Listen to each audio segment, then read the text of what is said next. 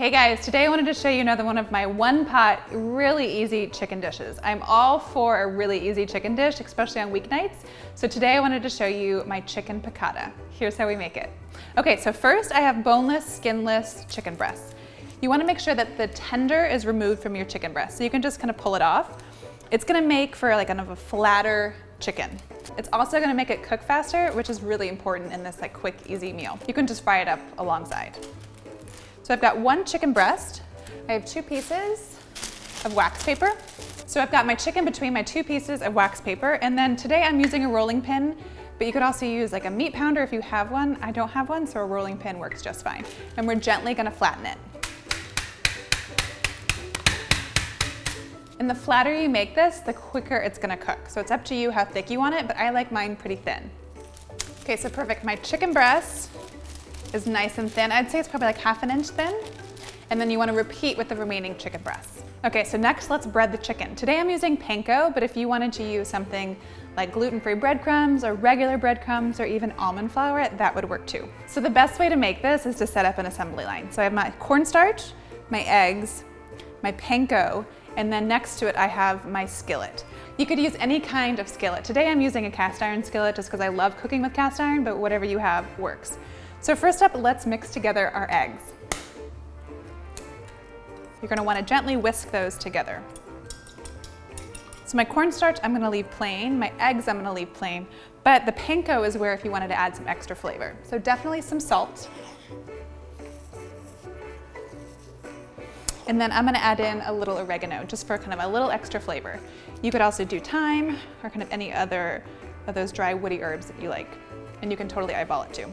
Okay, so last step in our assembly line prep, we're gonna add in a couple tablespoons of olive oil into our skillet. So we're ready to assemble. So 2 hands, just take one of the chicken breasts.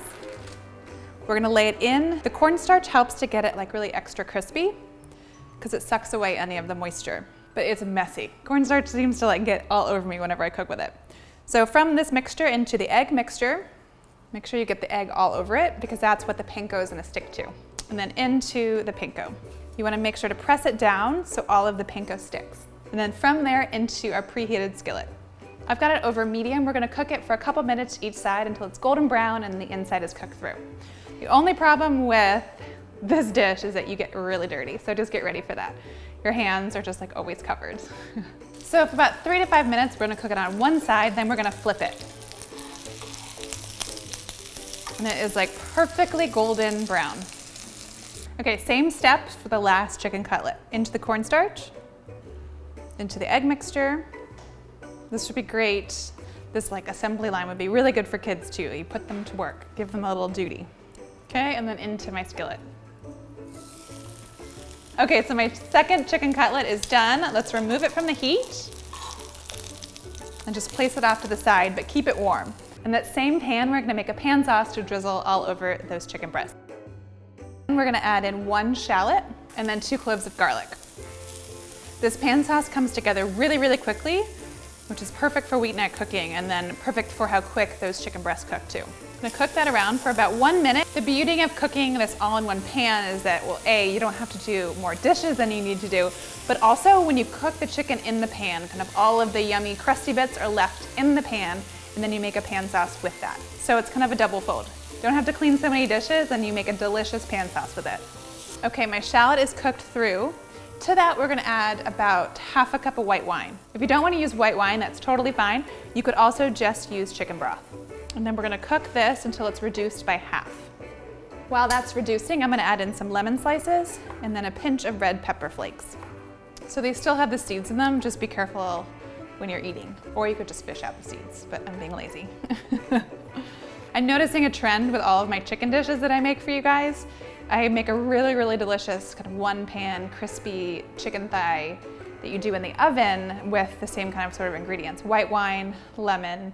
There's just endless amounts of variety that you can make with this kind of combination of chicken, lemon, and white wine. I'm such a fan, and it's so easy. So my pan sauce is reduced. I'm next gonna add about a tablespoon of butter. This is totally optional, but I like adding the butter. It adds kind of like a creaminess to this pan sauce. It's just about a tablespoon, and then stir that in. Okay, so my pan sauce is finished. Now we are ready to eat. So I'm gonna divide up my chicken cutlets between 2 plates.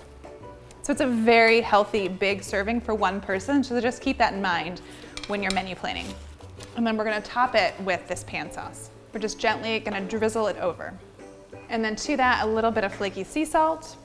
You could also definitely put a salad on top of this, maybe something like an arugula salad or just like a fresh tomato salad would be really great. Today I'm just gonna use some basil and garnish it.